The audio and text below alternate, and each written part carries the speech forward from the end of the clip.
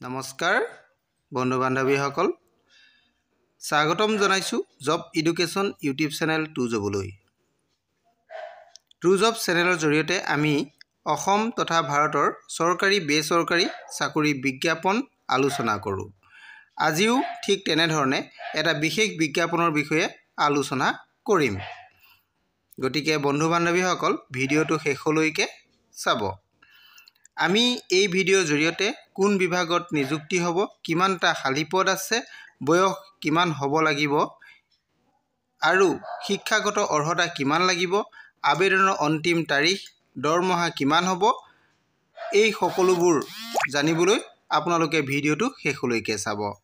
যদি আপোনালোক মোৰ চেনেলত প্ৰথমবাৰলৈ আহিছে তেনেহ'লে চেনেলটো ছাবস্ক্ৰাইব কৰি দিব। বন্ধু বান্ধৱীসকল আহক আমি এতিয়া ভিডিঅ'টো আৰম্ভ কৰোঁ। বন্ধু বান্ধৱীসকল আজি মই আপোনালোকৰ কাৰণে যিটো ফৰেষ্টৰ ভেকেঞ্চিৰ কাৰণে বিজ্ঞাপন আহিছে, বিজ্ঞাপনটো মই আপোনালোকৰ কাৰণে লৈ আহিছোঁ। এইটো এটা ৱেবছাইটত এই বিজ্ঞাপনটো প্ৰকাশ কৰিছে। মই আপোনালোকক তাকে দেখাব বিচাৰিছোঁ। UPSC আপোনালোকে নিশ্চয় দেখা পাইছে, UPSC Indian Forest Service exam 2025 নিশ্চয়টো দেখিছে। 150 পোষ্ট অনলাইন এপ্লাই, এই বস্তুটোৰ ওপৰত মই আপোনালোকক জনাব বিচাৰিছোঁ। ইয়াতে চাওক, ইয়াৰ কাৰণে আপোনালোকৰ লাষ্ট ডেটটো দিয়া হৈছে ইয়াতে 11 ফেব্ৰুৱাৰী 2025। এইটো UPSC আণ্ডাৰত আহিছে বস্তুটো, ইউনিয়ন পাব্লিক ছাৰ্ভিচ কমিশ্যনৰ ফালৰ পৰা। টোটেল পদ আছে আপোনালোকৰ 150, আপোনালোকে নিশ্চয় এইটো দেখিছে। আৰু এইটো ইণ্ডিয়ান ফৰেষ্ট ছাৰ্ভিচ এক্সাম 2025ৰ চিভিল ছাৰ্ভিচৰ কাৰণে আহিছে, প্ৰিলিমিনাৰী এক্সামিনেশ্যন 2025। এতিয়া আমি এই পদখিনিৰ কাৰণে এপ্লাই কৰিবলৈ হ'লে আপোনালোকৰ কি লাগিব এইখিনি চাই যাওঁ আহক।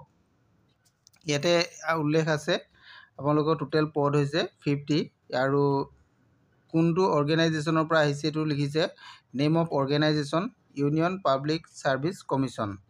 আৰু এক্সাম চেণ্টাৰ আছে আমাৰ অসমৰ কাৰণে যোৰহাট আৰু দিছপুৰ, এই দুটাতে আমাৰ অসমৰ কাৰণে চেণ্টাৰ দিয়া হৈছে। আৰু ইয়াতে হেল্পলাইন নাম্বাৰ আছে, আপোনালোকে এই হেল্পলাইন নাম্বাৰকেইটাও ল'ব পাৰে। তাতো আপোনালোকৰ কিবা যদি অসুবিধা হয় আপোনালোকে কল কৰি ল'ব পাৰিব, এইকেইটা হেল্পলাইন নাম্বাৰ। আৰু ইয়াতে এজ লিমিটৰ কথাও উল্লেখ আছে। এজ লিমিটটো আপোনালোকে চাওক, ইলিজিবিলিটি ক্ৰাইটেৰিয়াৰ ভিতৰত আপোনালোকৰ মিনিমাম এজটো 21 বছৰ দিয়া হৈছে।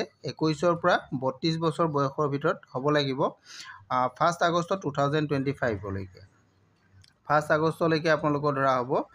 আৰু এইখিনি মেইন আপোনালোকৰ আৰু ইয়াতে ৰিলেক্সেশ্যন পাব কেটেগৰী ৱাইজত, এজৰ ৰিলেক্সেশ্যন আছে। আপোনালোকৰ কেটেগৰী ৱাইজত SC আৰু ST সকলে 5 বছৰ পাব আপাৰ এজৰ, আৰু OBC আৰু MOBC সকলে 3 বছৰ, PWBD কেণ্ডিডেটসকলে 10 বছৰ ৰিলেক্সেশ্যন পাব। এইটো কথা আপোনালোকে ইয়াতে দেখিছে, এইটো উল্লেখ আছে ইয়াতে। আৰু এডুকেশ্যনেল কোৱালিফিকেশ্যনটো আপোনালোকৰ ইয়াতে কি বিচৰা আছে চাওক। মই এইটো আপোনালোকক জনাই দিব বিচাৰিছোঁ, বেচেলৰ ডিগ্ৰী বিচৰা হৈছে। বেচেলৰ ডিগ্ৰী আপোনালোকৰ লাগিব। আৰু ইয়াৰ কাৰণে আপোনালোকৰ কি বিচৰা হৈছে, এনিমেল হাজবেণ্ডেৰী বা veterinary science, botany, chemistry, geology, mathematics, physics বা ষ্টেটিষ্টিক্স, জুলজি আপোনালোকৰ হ'ব লাগিব, বেচেলৰ ডিগ্ৰী হ'ব লাগিব। বা আপোনালোকৰ বেচেলৰ ডিগ্ৰী ইন এগ্ৰিকালচাৰ বা ফৰেষ্ট্ৰি যদি হয় তেতিয়াহ'লেও আপোনালোকে কৰিব পাৰিব। বা আপোনালোকৰ ইঞ্জিনিয়াৰিং ফ্ৰম এনি ইউনিভাৰ্চিটিৰ পৰা যদি আছে তেতিয়াহ'লেও আপোনালোকে এই পদৰ কাৰণে এপ্লাই কৰিব পাৰিব। ইয়াতে গোটেইখিনি কথা উল্লেখ কৰা আছে, আপোনালোকৰ কি কোৱালিফিকেশ্যন লাগিব এইখিনি কথাও উল্লেখ আছে। মই যিমানটো পাৰোঁ আপোনালোকক জনাই দিছোঁ। ইয়াৰ কাৰণে আপোনালোকৰ এটা এপ্লিকেশ্যন ফিজ দিব লাগিব। এইটো এপ্লিকেশ্যন ফিজ কেটেগৰী ৱাইজত এপ্লিকেশ্যন ফিজটো বেলেগ বেলেগ হ'ব, মই আপোনালোকক জনাই দিব বিচাৰিছোঁ। যিসকল SC ST women PWD category candidate আছে তেওঁলোকে ইয়াৰ কাৰণে কোনো ধৰণৰ ফিজ পে'মেণ্ট কৰিব নালাগে। আৰু যিসকল আদাৰ কেণ্ডিডেট থাকিব তেওঁলোকে 100 ৰুপিজ পে'মেণ্ট কৰিব লাগিব, এইটো অনলাইন থ্ৰু পে'মেণ্ট কৰিব লাগিব। আৰু ইয়াৰ কাৰণে আপোনালোকৰ ইয়াতে দিছে, এইটো ইণ্ডিয়ান ফৰেষ্ট এক্সামৰ কাৰণে আপোনালোকৰ চেঞ্চিটিভ ষ্টেজ কিছুমান আছে, এই ষ্টেজকেইটাও আপোনালোকে চাই ল'ব পাৰিব। নাম্বাৰ 1 চিভিল ছাৰ্ভিচৰ কাৰণে civil service preliminary exam objective type হ'ব প্ৰথমটো। নেক্সট আছে ইণ্ডিয়ান ফৰেষ্ট সাৰ্ভিসৰ যেটো মেইন এক্সাম হ'ব এটো ৰিটেন এণ্ড ইণ্টাৰভিউ হ'ব। এইখিনি কথা ইয়াতে উল্লেখ আছে। আৰু ইয়াত এপ্লাই কৰিবলৈ হ'লে আপোনালোকে অফিচিয়েল ৱেবছাইটত যাব লাগিব। অফিচিয়েল ৱেবছাইটত গৈ আপোনালোকে এইটো এপ্লাই কৰি দিব পাৰিব। আৰু ইয়াৰ কাৰণে বিশেষ ইয়াতে এই পেজটোত ৱেবছাইটটোত কিছুমান লিংক আছে। মই লিংককেইটা আপোনালোকক দি দিম, দেখাই দিম। আপোনালোকে লিংককেইটাতো গৈ ডাইৰেক্ট কৰিব পাৰিব। ইম্পৰ্টেণ্ট লিংক আছে ইয়াতে। আৰু অনলাইন এপ্লাই ৰেজিষ্ট্ৰেশ্যন কেনেকৈ কৰিব লাগিব এইখিনি কথাও ইয়াতে আছে, আপোনালোকে চাই ল'ব। ইয়াতে মেইনলি আপোনালোকৰ দেখিছে, আপোনালোকে অনলাইন এপ্লাই কৰিবলৈ হ'লে এই অপশ্যনটো দেখিছে আপোনালোকে, ইয়াতে গৈ আপোনালোকে অনলাইন আবেদনটো কৰিব পাৰিব। আৰু যদি আপোনালোকে এডভাৰটাইজমেণ্টটো লাগে তেতিয়াহ'লে ইয়াতে ক্লিক কৰিব। এইটো এডভাৰটাইজমেণ্ট ডিটেইলছ আছে, তাতো আপোনালোকে পাই যাব। আৰু যদি কিবা ডিটেইলছ আদাৰ্ছ আপোনালোকৰ জবৰ কাৰণে বিচাৰে তেনেহ'লে এই পেজত গ'লে আপোনালোকে ইয়াতে ক্লিক হিয়াৰ অপশ্যনত গ'লেও পাব। আৰু এইটো ইয়াৰ অফিচিয়েল ৱেবছাইটটো আপোনালোকে পাব। এইখিনি আছিলে বিজ্ঞাপনটো আজি। আপোনালোকক মই গোটেইখিনি জনালোৱেই।